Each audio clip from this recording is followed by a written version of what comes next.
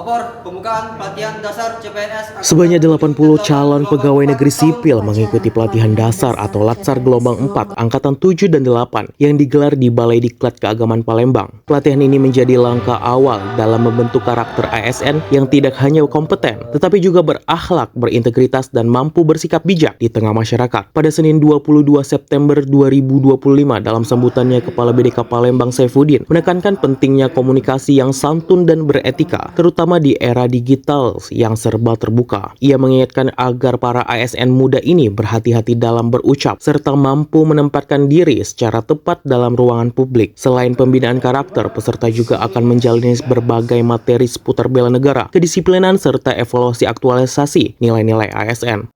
4 hari kurang lebih di sini, manfaatkan untuk menempah diri kalian, untuk meningkatkan kompetensi kalian. 2 bulan kurang lebih kalian diterjunkan. Ada yang di perguruan tinggi, ada yang di Kanwil, ada yang di Kemenak, ada yang di Kauta, saudara. Jadilah pribadi-pribadi ASN yang mampu membanggakan untuk dirimu, mampu membanggakan untuk institusimu, mampu membanggakan orang-orang yang selama ini mensupport kalian.